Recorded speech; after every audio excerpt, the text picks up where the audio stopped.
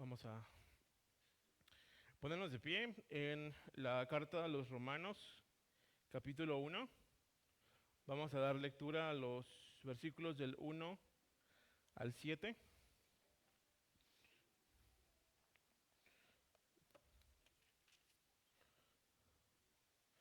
Romanos 1, del 1 al 7. La palabra inspirada, autoritativa y suficiente de nuestro Dios dice: Pablo, siervo de Jesucristo, llamado a ser apóstol, apartado para el evangelio de Dios, que él había prometido antes por sus profetas en las santas escrituras, acerca de su Hijo, nuestro Señor Jesucristo, que era del linaje de David según la carne, que fue declarado Hijo de Dios con poder según el Espíritu de santidad, por la resurrección de entre los muertos, y por quien recibimos la gracia y el apostolado para la obediencia a la fe en todas las naciones, por amor de su nombre, entre las cuales estáis también vosotros, llamados a ser de Jesucristo, a todos los que estáis en Roma, amados de Dios, llamados a ser santos, gracia y paz a vosotros, de Dios nuestro Padre y del Señor Jesucristo. Pueden tomar asiento, hermanos.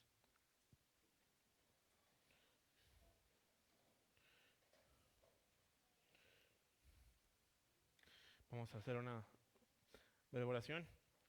Padre bueno, te rogamos que tú seas exaltado, Señor, que tú te exaltes, Señor, que tú exaltes a Cristo, que tú nos bendigas, Señor, con tu palabra, que tú obres, Señor, más allá de lo que nosotros te pedimos, Señor, como siempre lo has hecho, Padre, que condesciendas con tu iglesia, Señor, que podamos poder vislumbrar la gloria de tu Hijo, Señor, en este pasaje. Te lo pedimos en Cristo Jesús. Amén.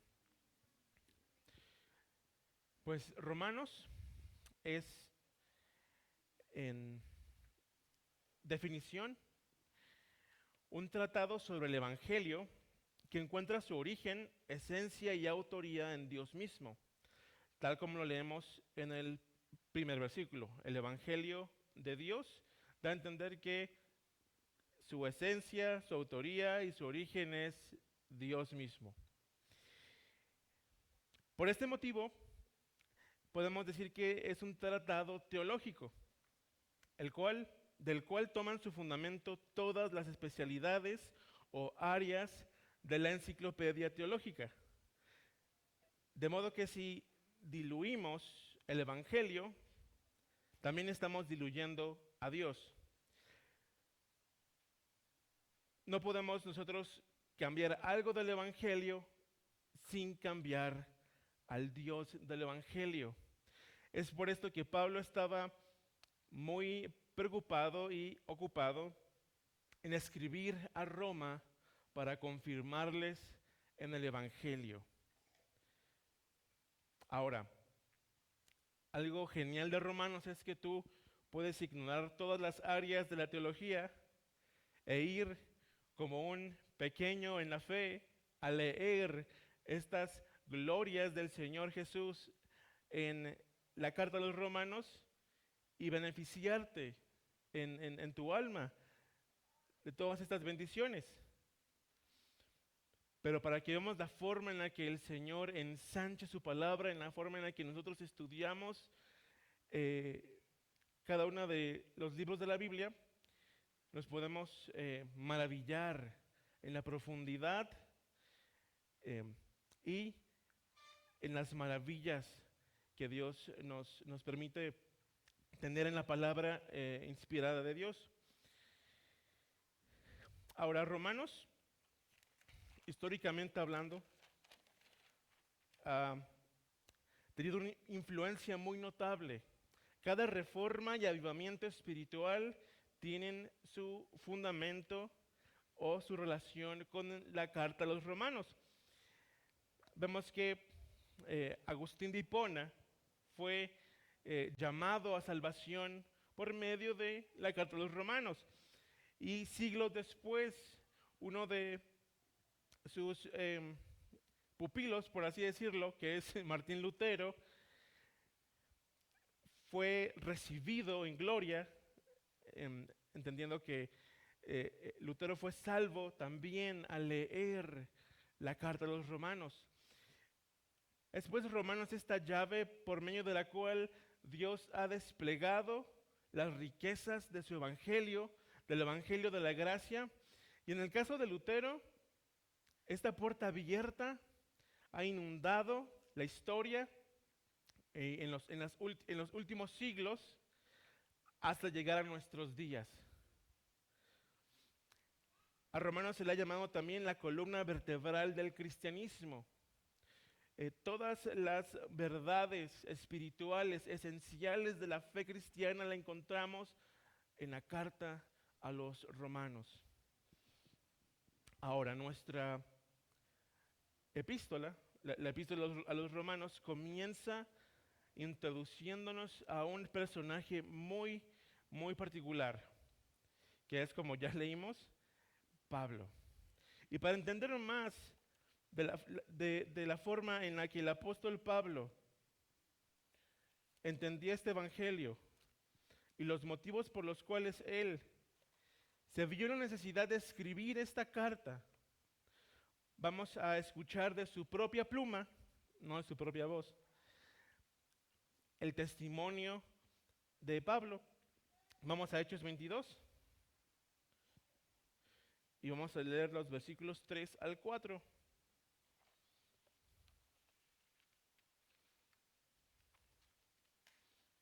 De alguna forma vamos a traer a Pablo aquí, a que nos explique cuál fue su motivación y por qué motivos, por qué razones específicas él escribe la carta a los romanos. Ahora, hermanos, después de leer el versículo 4, voy a comenzar a leer una armonía del testimonio de Pablo en las epístolas, no solamente en Romanos, también en Filipenses, en Gálatas, otras porciones de Hechos, para que tengamos todo el panorama de quién fue Pablo y comprender la importancia de entender al autor. Ahora, esto es una introducción también a la literatura paulina, a todos los escritos que Pablo, con inspiración del Espíritu Santo, escribió. Y de todos esos, mencionan a algunos hermanos piadosos, Romanos es el principal. Si pudiéramos ir a lo que está detrás de las enciclopedias y los libros de historia y sobre todo la forma en la que el canon se formó, nos daríamos cuenta que cada vez que las cartas del apóstol Pablo eran hechas un compendio o un códice, era la forma antigua de mover los libros cristianos y los libros en general, siempre el primero era Romanos. Y esto no es una casualidad, menciona algunos hermanos piadosos, sino que la iglesia entendía la importancia de la carta a los romanos. Y por eso siempre estaba al principio. Y por eso mismo, quienes editaron la Biblia en la Reforma, reservaron a Romanos, reservaron a la carta a los romanos el primer lugar, porque es el primer lugar en importancia, hermanos. Ahora, en Hechos 22, del 3 al 4, dice: yo de cierto soy judío, nacido en Tarso de Cilicia, pero criado en esta ciudad, instruido a los pies de Gamaliel, estrictamente conforme a la ley de nuestros padres, celoso de Dios, como hoy lo sois todos vosotros. Perseguía yo este camino hasta la muerte, y prendiendo y entregando en cárceles a hombres y mujeres. Porque ustedes han oído, ahora voy a continuar ya con una porción en Gálatas, Gálatas 1, del 14 en adelante. Si quieren, solo pongan atención, hermanos. Porque ustedes han oído acerca de mi antigua manera de vivir en el judaísmo, de cuán desmedidamente perseguía yo a la iglesia de Dios y trataba de destruirla. Yo aventajaba en el judaísmo a muchos de mis compatriotas contemporáneos, mostrando mucho más celo por las tradiciones de mis antepasados. Circuncidado al 8º día de nacer, del linaje de Israel, de la tribu de Benjamín, hebreo de hebreos, en cuanto a la ley fariseo, en cuanto al celo perseguidor de la iglesia, en cuanto a la justicia de la ley, irreprensible. Yo ciertamente había creído que debía hacer muchos males en contra del nombre de Jesús de Nazaret. Esto es precisamente lo que hice en Jerusalén. No solo encerré en cárceles a muchos de los santos con la autoridad que recibía de los principales sacerdotes, sino que también, cuando eran condenados a muerte, yo añadía mi voto, castigándolos con frecuencia en todas las sinagogas. Procuraba obligarlos a blasfemar, y enfurecido contra ellos, seguía persiguiéndolos aún hasta las ciudades extranjeras. En este punto, tenemos a Pablo como un gigante del judaísmo de su época. Pablo, como mencionó hace unos pasajes atrás, estudió los pies de Gamaliel. Y los historiadores mencionan que él no solamente estudió sus pies, sino que aún debatía con Gamaliel acerca de asuntos de la ley. Él no estaba de todo de acuerdo con su maestro. Podemos ver la diferencia entre el rigor de Saulo de Tarso y la forma tan benevolente en la que el mismo Gamaliel trataba al cristianismo y a la fe. Vamos a ver este ejemplo. Vamos al libro de Hechos, en el capítulo 5, verso 34.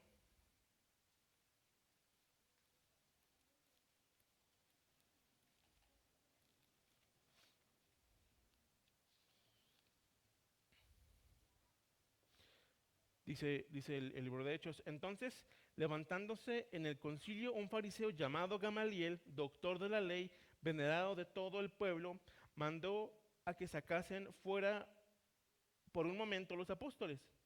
Y luego dijo: varones israelitas, mirad por vosotros lo que vais a hacer respecto a estos hombres.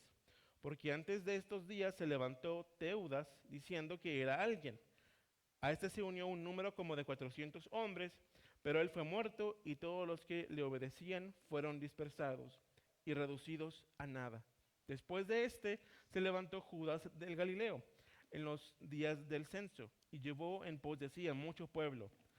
Pereció también él y todos los que le obedecían fueron dispersados. Y ahora os digo, apartaos de estos hombres. Estamos en el verso 38, hermanos, perdón.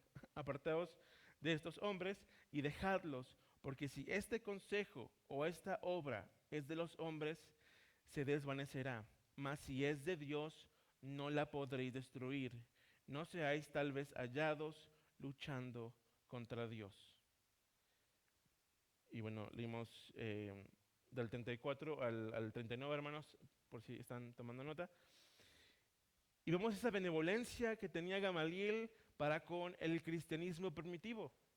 Él no se emprendió en una búsqueda, en una persecución sistemática de cristianos, pero no fue así con Saulo de Tarso. El celo que él llevaba en contra del nombre de Jesucristo, que él mismo confiesa, era muy distinto al de su maestro. Ahora, no es de extrañarse. En la antigüedad, las escuelas en las que Pablo se movía, y toda la confusión que había en la época de Pablo, nos llevan a concluir que él tuvo sus propias conclusiones. Ahora menciono todo esto, hermanos, porque los mismos judíos, entre ellos un historiador, Mario Javier Sabán, menciona que si Pablo se hubiera quedado como Saulo de Tarso, él hubiera sido el gran rabino de la antigüedad. El gran rabino en la antigüedad, de nuevo voy a traerlo enfrente, es Gamaliel. Tiene el apodo de El Grande, Gamaliel el Grande. Bueno, pues dice Mario Javier Sabán que si Pablo no hubiera venido a la fe cristiana, él hubiera tomado ese título. Entonces, notemos qué es lo que hizo el Señor, hermanos, para mostrar su gloria. Él tomó al mejor paladín del anticristo, al mejor de los guerreros y al más hostil de los guerreros en contra del cristianismo y los sumó a sus filas. Él lo hizo de una forma muy peculiar. Y también lo vamos a leer, hermanos. Pero veamos la forma en la que Dios puede obrar su voluntad y también llenemos de esperanza, hermanos. Porque si Él pudo hacer esto con una persona tan hostil a la fe, como lo fue Pablo, o como lo fue, mejor dicho, Saulo de Tarso, tenemos esperanza para con nuestros amigos y familiares que aún se muestran hostiles en contra de la fe. Y podemos entender cuando Pablo dice, pero Dios, por el gran amor con que nos amó cuando éramos aún pecadores, Cristo murió por nosotros. Por esto Pablo escribe de esta manera. Él conoce la deuda, él conoce la humillación que él recibió cuando fue encontrado en aquel viaje a Damasco con el Señor. Y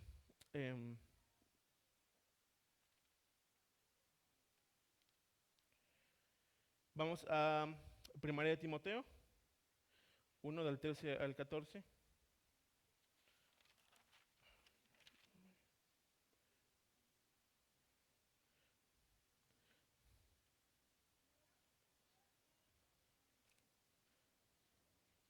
Y aquí Pablo mismo nos expresa su sentir de gratitud con este encuentro que vamos a leer en unos momentos más.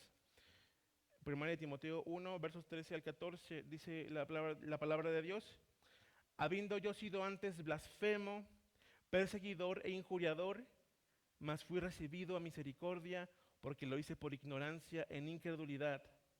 Pero la gracia de nuestro Señor fue más abundante con la fe y el amor que es en Cristo Jesús. Palabra fiel y digna de ser recibida por todos, que Cristo Jesús vino al mundo para salvar a los pecadores, de los cuales yo soy el primero.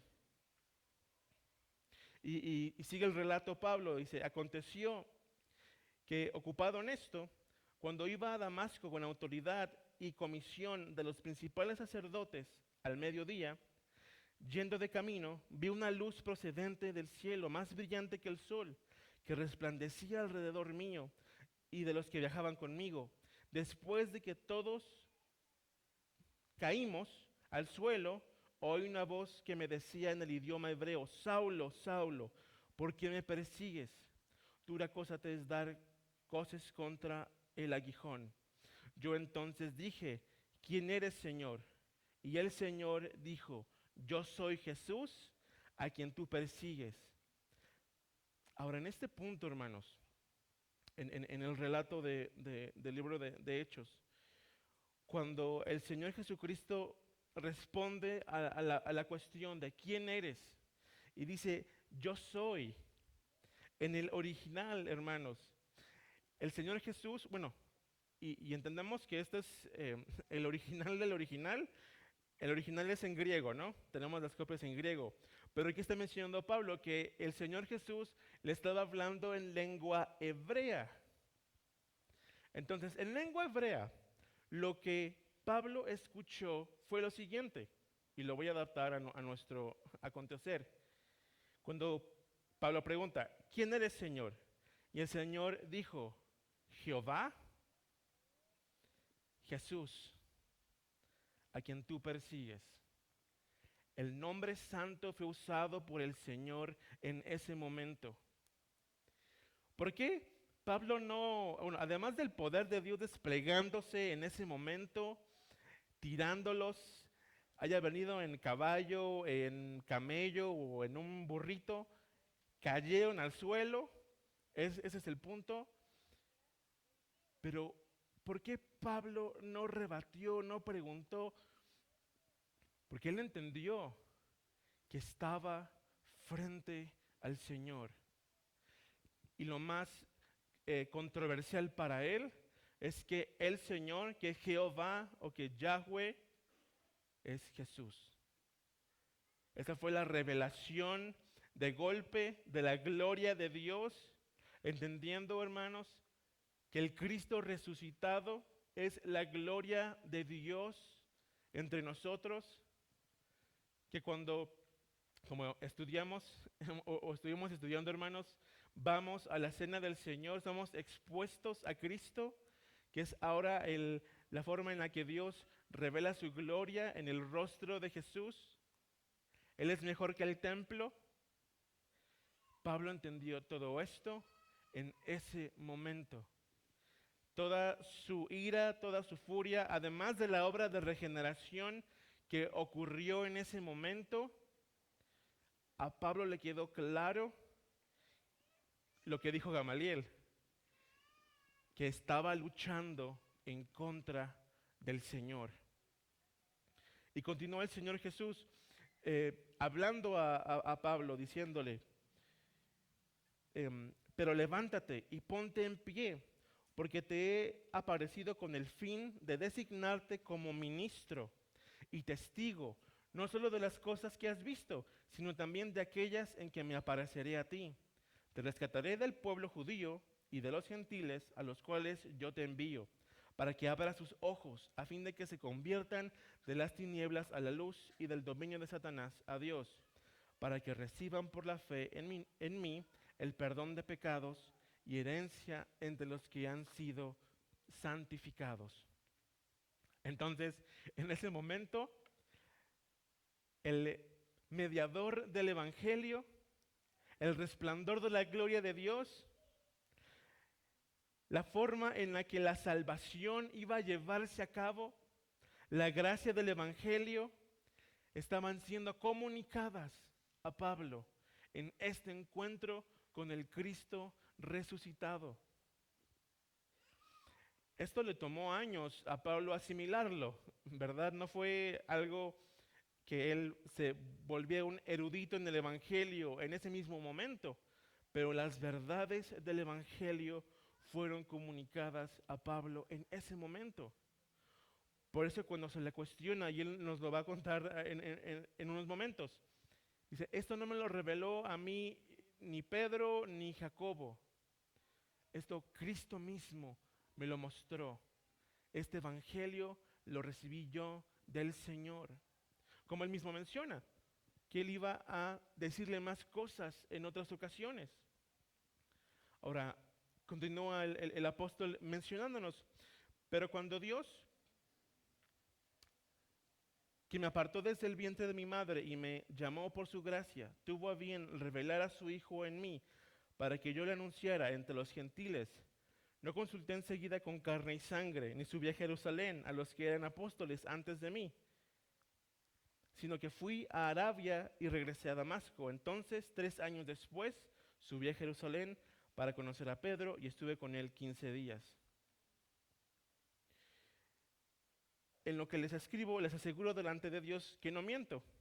Y aún más, yo estimo como pérdida todas las cosas en vista del incomparable amor y el incomparable valor de conocer a Cristo Jesús, mi Señor. Por Él lo he perdido todo y lo considero como basura a fin de ganar a Cristo.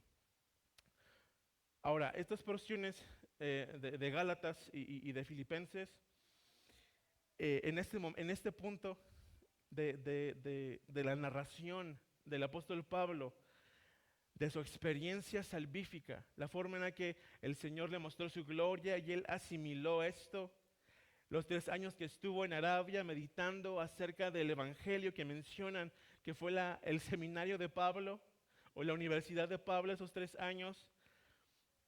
No que él no creyera ya el Evangelio, él creyó en el Evangelio en el momento en que Dios se le apareció en el camino. Él tardó esos 3 años en asimilar estas verdades y en ir a las Escrituras para enriquecer su conocimiento. Pero el cambio que hubo en él es lo que nos está narrando en esta parte. Entonces, todas esas credenciales que escuchamos nosotros hace unos momentos, que él hubiera sido como el rabán, bueno, el grande o el gran rabino del judaísmo, que él hubiera sido alguien de renombre entre los fariseos. En este punto, cuando llega con Cristo, cuando conoce por fin la gloria de Dios, por palabras del mismo Pablo, se vuelve basura. Toda la gloria del mundo se vuelve basura, como pérdida. Y aún dice Pablo que lo estima como pérdida con tal de ganar más de Cristo. Y esto es muy importante, hermanos, que lo entendamos, porque cuando el apóstol Pablo comienza a escribir a los romanos, él pudiendo usar todos los títulos de los cuales se jactaban otros que se llamaban apóstoles, otros que buscaban su propia gloria aún dentro del pueblo de Dios. Él, en lugar de usar sus títulos o sus estudios o tirar a su seminario de frente, él comienza la carta a los romanos, y ahora vamos a Romanos 1:1, diciendo Pablo, y en el idioma original, haciendo justicia al contexto, esclavo de Jesús Cristo. Pablo, o como leemos, Pablo, siervo de Jesucristo, pero el original es esclavo. Cuando Pablo entiende que toda su virtud, todo su vigor, todo el trabajo que él había metido en sus años en el fariseísmo, no le sirvieron de nada. Él estaba haciendo lo opuesto a lo que él deseaba. Cuando él menciona que él lo había hecho en ignorancia, leímos en 1 Timoteo, que fue perseguidor, injuriador en ignorancia. Pareciera que se está justificando. Es que no conocía, no sabía yo.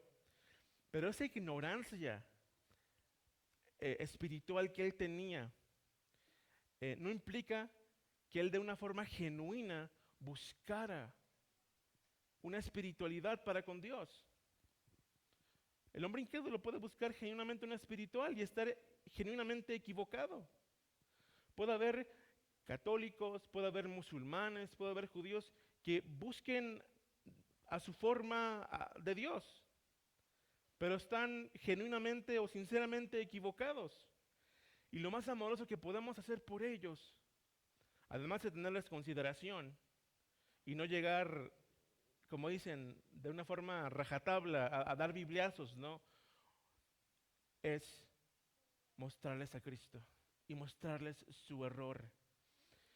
Entonces Pablo dice, yo genuinamente pensaba que esto lo estaba haciendo para Dios. Como el mismo Señor Jesús dice, muchos pensarán que están sirviendo a Dios cuando los meten a las cárceles, cuando los masacren por mi nombre. Van a pensar que sirven a Dios, pero están realmente en contra de Dios. Y uno de estos fue Pablo. Pablo pensaba que genuinamente estaba haciendo esto para el reino, pero se dio cuenta que todas sus buenas obras realmente estaban en pos de Satanás. Y cuando se da cuenta que todo lo que su alma realmente deseaba se encontraba en Cristo, y esto de una forma genuina, hermanos. Un hombre incrédulo puede desear muchas cosas y pensar que esas cuestiones o esos asuntos van a llenar su alma o su vacío espiritual, y no lo van a hacer. Porque solamente Cristo puede llenar ese vacío espiritual. Solamente la gloria del cielo va a saciar y va a llenar de plenitud el alma humana, como lo hizo con Pablo. Cuando Pablo, leemos en Colosenses 2, vamos a Colosenses 2, del 16 al 23.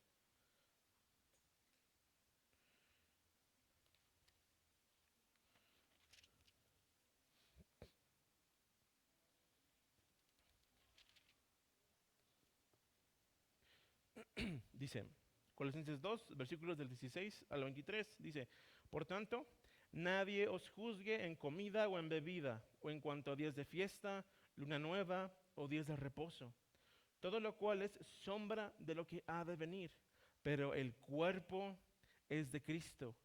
Nadie os prive de vuestro premio, afectando humildad y culto a los ángeles, entremetiéndose en lo que no ha visto, vanamente hinchado por su propia mente carnal, y no haciéndose de la cabeza en virtud de quien todo el cuerpo, nutriéndose y uniéndose por las coyunturas y ligamentos, crece con el crecimiento de Dios. Pues si habéis muerto con Cristo en cuanto a los rudimentos del mundo, porque como si vivieseis en el mundo, os sometéis a preceptos tales como no manejéis, ni gustéis, ni aun toquéis, en conformidad a mandamientos y doctrinas de hombres, cosas que, cosas que todas se destruyen con el uso. Tales cosas tienen a la verdad cierta reputación de sabiduría o de culto voluntario en humildad y en duro trato del cuerpo, pero no tienen valor contra los apetitos de la carne. Entonces, ¿qué está diciendo Pablo aquí a los colosenses y a esta corriente de judaizantes? Yo ya estuve ahí, amigos. Yo ya batallé, yo ya golpeé mi cuerpo, yo ya hice los rituales, yo ya hice las mandas, los amarres y cualquier superchería judaica que te puedas imaginar. Pero a nosotros, iglesia, se nos ha dado el cuerpo de Cristo. El Cristo completo está dispuesto a nosotros. No tenemos que darle vueltas a la cuadra, no tenemos que colgarnos nada. Tenemos de comprender que Dios nos dotó de todo beneficio espiritual en los lugares celestiales, en Cristo Jesús. Él ya lo hizo todo. Y lo único que tenemos que hacer en Cristo es honrar su nombre, honrar su sacrificio y ir por medio de Él al Padre y tener comunión con Dios. Entonces, ¿qué era lo que hacía un hombre en la antigüedad cuando se veía sin nada, en bancarrota? Bueno, vamos a leerlo, vamos al libro de Éxodo. Perdón, hermanos, déjenme, se me perdió el paso aquí. Éxodo 21, vamos a leer los versículos del 2 al 6. Éxodo 21, del 2 al 6.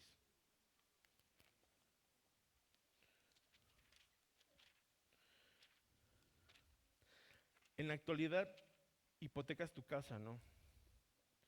O vendes tus pertenencias, te embaucas en una deuda muy grande en la actualidad, pero en la antigüedad tú tenías que hacer lo siguiente.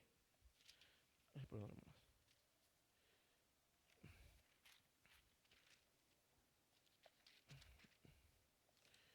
Éxodo 21 del 2 al 6 dice la palabra del Señor. Si comprares siervo hebreo, 6 años servirás, mas el séptimo saldrá libre de balde. Si entró solo, solo saldrá. Si tenía mujer, saldrá él y su mujer con él. Si su amo le hubiere dado mujer y ella le diere hijos o hijas, la mujer y sus hijos serán de su amo y él saldrá solo. Si el siervo dijere, yo amo a mi señor, a mi mujer, a mis hijos, no saldrá libre. Entonces su amo lo llevará ante los jueces y le hará estar junto a la puerta o al poste. Y su amo le horadará la oreja con lesna y será su siervo para siempre. Entonces, si tú estabas en bancarrota en la antigüedad, tú hacías esto, te vendías como un esclavo. Y sobre todo lo ibas a hacer cuando había un buen amo. Decías, ese hermano hebreo es, hombre, una genialidad de persona, es un buen amo. Provee a sus siervos, veo que sus siervos entran solteros y salen casados, me voy a vender a él. Estoy en bancarrota, me encuentro en una situación de pobreza muy, muy, muy crítica. Voy a venderme con tal de beneficiarme sirviendo a mi amo. Bueno, pues, el apóstol Pablo entendió su bancarrota espiritual y dijo, voy a venderlo todo con tal de ganar a Cristo. Voy a dejar mi renombre, mi reputación, mis credenciales en el fariseísmo y voy a hacerlo con tal de ganar a Cristo. ¿Por qué lo sabía? Porque él sabía que en Cristo él lo tenía ya absolutamente todo. Todo estaba en él. Por eso leemos en Efesios, cuando da la introducción acerca de las riquezas que hay en Cristo, toda bendición espiritual en los lugares celestiales en Cristo Jesús. Dice, bendigo al Dios y Padre de nuestro Señor Jesucristo, que nos ha dado toda bendición espiritual. Ahora, estoy usando la palabra esclavo y como acabamos de leer, tiene otro contexto completamente distinto. Antes era una forma de ayuda social la esclavitud.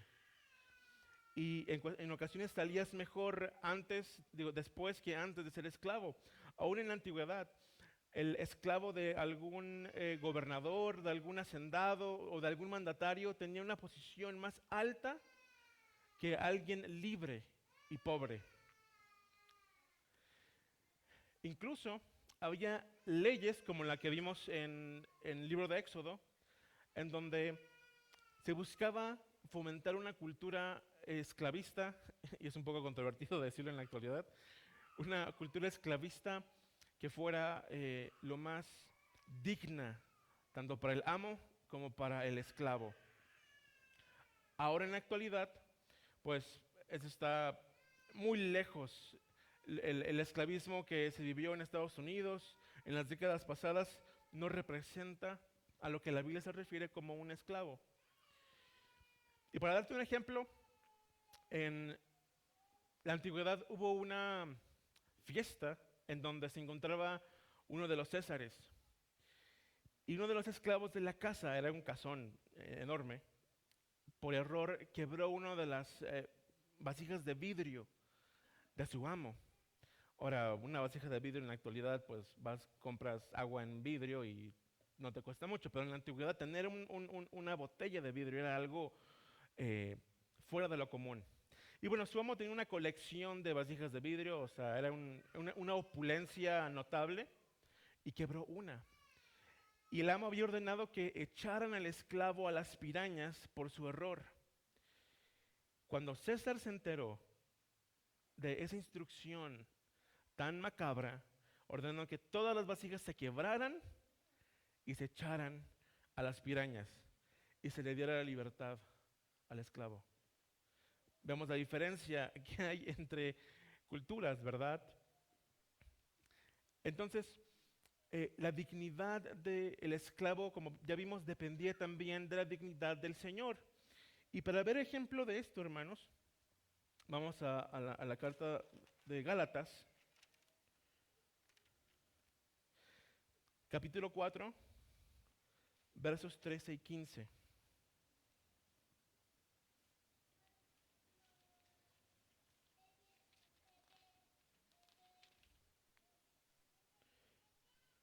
Gálatas 4, versículos 13 y 15.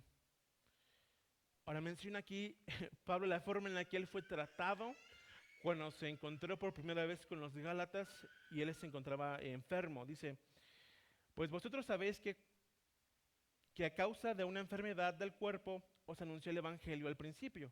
Gálatas 4, 13, 14.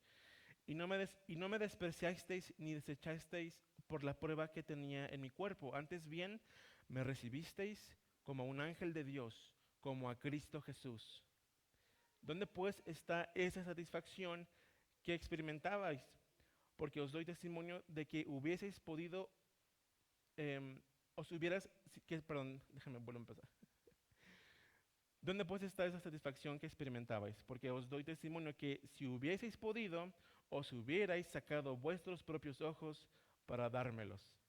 Pablo tenía una enfermedad en los ojos, fue enfermo a Galacia, y la forma en la que los Gálatas trataron a este esclavo de Cristo fue como Cristo mismo, fue como si se tratara de un ángel del Señor o el mismo Cristo Jesús. Y aún si hubieran sacado los ojos para dárselos a Pablo, que tenía una dolencia en los ojos en aquellos días, con tal de servirle como a Cristo mismo. Entonces, este término en la época de la carta a los romanos, en la época del Señor Jesús, era de una forma humilde, pero también digno. Había algo dignificante o honroso y algo humilde en el término.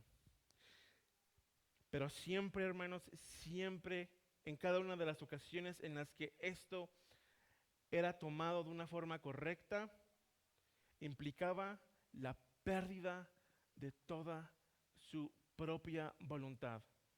Un esclavo podía ser el esclavo de César, pero debía su voluntad a César y tenía que obedecer lo que César dijera.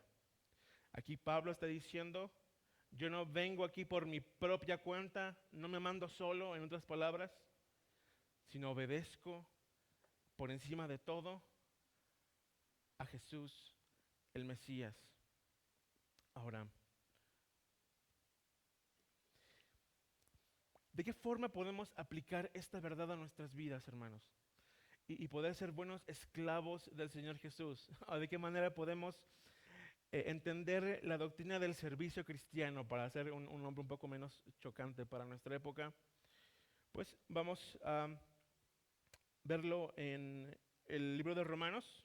Vamos a adelantarnos un poco para ver cómo el apóstol va a empezar a desarrollar el Evangelio y va a llenarnos en esta carta tanto de doctrina, doctrina bíblica, doctrina verdadera, sin dejarlo de una práctica verdadera. Toda la buena doctrina va a tener una buena práctica. Vamos a ver un ejemplo en Romanos 6, vamos a leer los versos del 11 al 18. Solo para tenerlo como ejemplo, hermanos, no vamos a profundizar.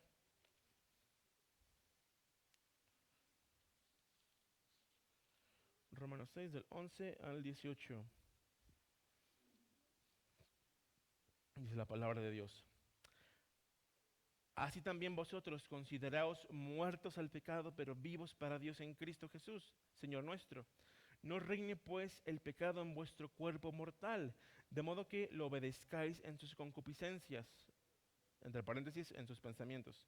Ni tampoco presentéis vuestros miembros al pecado como instrumentos de iniquidad, sino presentaos vosotros mismos a Dios como vivos entre los muertos y vuestros miembros a Dios como instrumentos de justicia. Porque el pecado no se enseñoreará de vosotros, pues no estáis bajo la ley, sino bajo la gracia. ¿Qué, pues? ¿Pecaremos porque no estamos bajo la ley, sino bajo la gracia? En ninguna manera. ¿No sabéis que si os sometéis a alguien como esclavos para obedecerle, sois esclavos de aquel a quien obedecéis? Sea del pecado para muerte, o sea de la obediencia para justicia. Pero gracias a Dios que aunque erais esclavos del pecado, habéis obedecido de corazón a aquella forma de doctrina a la cual fuisteis entregados. Y libertados del pecado, vinisteis a ser siervos de justicia. Ahora, hermanos, notemos aquí, siervo y esclavo en el idioma original es la misma palabra. De la misma manera, en Romanos 1:1, cuando dice Pablo, siervo de Jesucristo, está usando la misma palabra, que es esclavo. Solamente que para contextualizar, los traductores de la versión 60 cambian las palabras para que entiendas como que un propósito más benigno, ¿verdad? ¿Por qué? Porque no es lo mismo ser esclavo del pecado y estar bajo la ley, a ser esclavo de Cristo y ser libre de la ley. Y ahora esta libertad que se nos ha dado es una libertad que solamente tiene el regenerado, aquel que ha nacido de nuevo. Esa libertad de complacer a Dios, de agradarse en las cosas de Dios, de deleitarnos en la bondad de Dios, en las misericordias de Dios, en el servicio de Dios, entre la gente de Dios, es una libertad muy peculiar. Es esta libertad a la que somos llamados. Y vamos a profundizar más acerca de a lo que se refiere esta libertad, hermanos, de una forma un poco más práctica. Vamos a Efesios 5, del versículo 15 en adelante.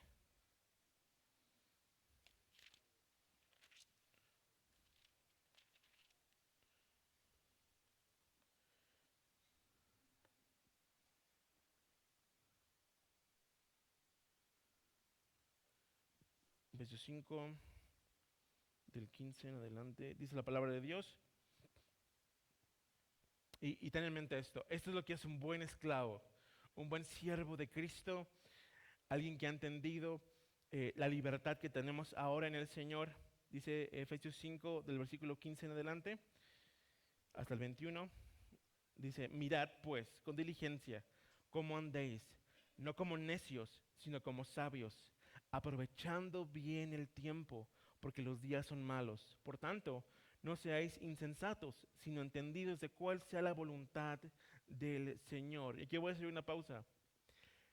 Cuando un alma nace de nuevo, uno de los frutos que vas a notar ahí es que va a preguntar, ¿cuál es la voluntad de Dios?